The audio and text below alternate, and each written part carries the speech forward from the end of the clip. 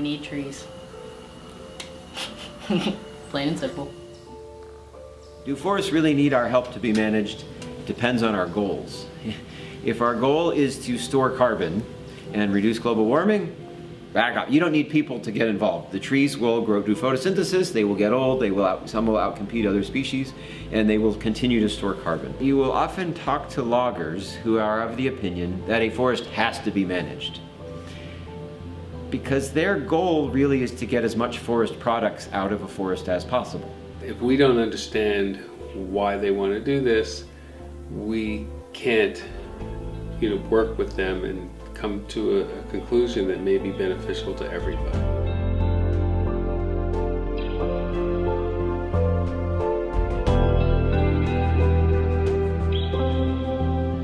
Lunenburg, Massachusetts, a small town of a little over 11,000 nestled in the heart of New England. Here the issue of managing the local conservation land has sparked much controversy. The big question is whether or not forest management is the key to a healthy forest environment. Simply put, forest management is the process of logging forested areas to introduce new species and encourage the healthy growth of the environment. There's two sides to forest management. It can be controversial because on the one hand, letting the forest go through its natural processes stores a lot of carbon. That's good. Stop cutting the forest, you're going to store more carbon. And old forests are going to make an environment for some species that are relatively rare because we don't have a lot of old forests. On the other hand, humans need forest products, right? We need wood. We build our houses primarily with wood. In New England, we use a lot of wood. I personally use wood for my wood stove to heat my house. We need wood products. We generate electricity from wood. It's called biomass energy. It's controversial in that both sides are right. You want to preserve some forest for the natural processes, biodiversity, store carbon, but we also need to harvest some forest for our human needs. If you look back to when Europeans first arrived here, looking at forest cover on this map, on this graph for all New England states, they had about over 90% forest cover when the Europeans first got here. And then over the next 250 years, Europeans cut the forest down, right? We put in farms. And it's amazing to realize that Massachusetts was over 70% deforested, or about 70%. That begins to change in the mid-1800s. Agriculture is abandoned, and the forest comes back, right? Those old farms, when people walk away, they become forests. You'll see that forest cover rebounded from the mid-1800s right up until the late 1900s, say the 1980s or so. And then, since that time, now the forest starts to decline because of recent development. When you look at this, the history of New England forest cover, you realize we have a lot of forest today. It's about 70% covered with forest today in New England. It's about 60% forest cover in Massachusetts today. That's a lot of forest. The forests in this area are valuable for a lot of different reasons, from hikers, hunters, snowmobilers, bicyclers. They're important for conservation. They're important for the species that are around here. They're very, very important. If they do it well, there'll be a quick recovery potentially, and people can use the land again. But in the meantime, the land may become fairly unusable for what it's been used for decades and decades. I think this could impact the town of Lunenburg in the way that it would make it less rural and more urban, and start to, they put up condominiums and they took down a huge field of trees. The more they do that, the less forest we're going to have. I mean, we don't want to be destroying the biodiversity in our beautiful little town and unlike the surrounding towns, because it's what makes it special. Is logging always bad for biodiversity? Does logging disrupt biodiversity?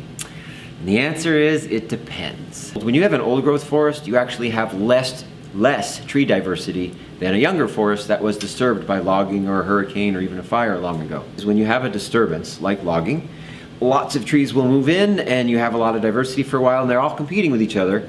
But eventually, as the forest gets really old, only the very best competitors will survive. If you're only interested in tree diversity, then logging is actually probably a helpful thing, because you're giving a chance for trees to come back that otherwise would die out.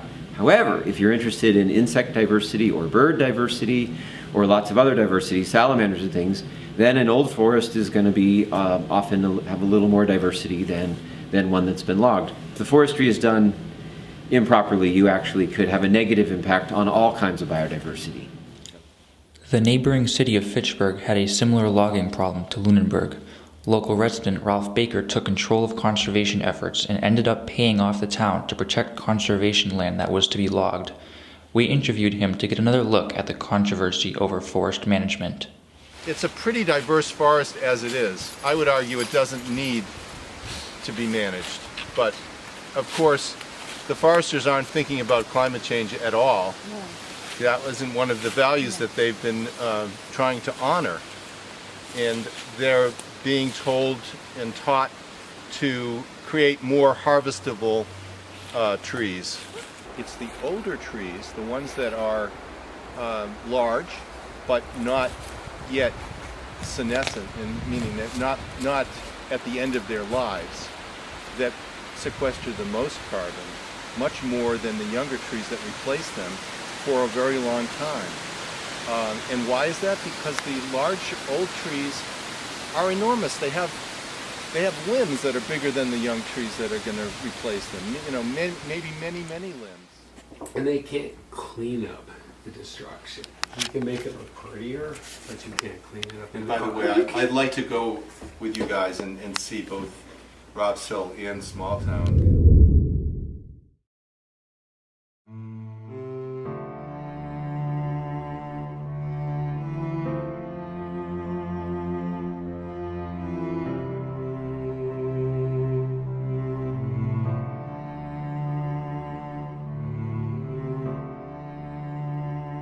When you first go through and you first log, it looks pretty bad. It looks like just total devastation. There's ruts, there's the paths that we usually have are completely chopped up. There's a lot of slash left behind, which is branches and leaves and everything. The aesthetics completely go away. I understand the need for logging and, you know, the use of wood and other things that we can use it for, but if it happened in a more sustainable way, in a better area where it impacts the animals less or the people less, I think that would be more satisfactory. People we've talked to basically are shocked when they hear about the fact that conservation land and town forests are going to be logged. And I understand, because that's my reaction was when I first saw it and heard about it. I think I like to say to people, I agree with you. I understand that it wasn't done the way we would like it to, but getting involved and helping us to come to a resolution, as I said, is a good resolution that makes everybody happy. I would agree that we need wood, but I think there's a way to do it in modest. I think that it should be a balance, a happy medium. The future is not to preserve everything as a, untouched forest. The future is to have some mostly working forest where we get the resources we need, and then set aside some percent as, conserved forest. So generally, it's best to leave the forest alone. It's not going to become a problem if you just leave it alone. Ecologically, there's no harm in letting a forest become old. It's not like some living being that's going to die if it gets too old. An old forest, ecologically, is a wonderful thing, and frankly, a very rare thing. We don't have a lot of old forests left in Massachusetts, so we'd like to see some more. On the other hand, it's totally impractical to say, well, we need to have everything become an old forest. That's not economically reasonable, and it's not even ecologically necessary. Right? We can have very good, healthy forests that are working forests. We don't want to make all forests working forests. We don't want to make all forests old-growth forests, but a combination of the two is a nice approach. As the conflict of forest management becomes more prevalent, it's important to know what factors are involved in the situation.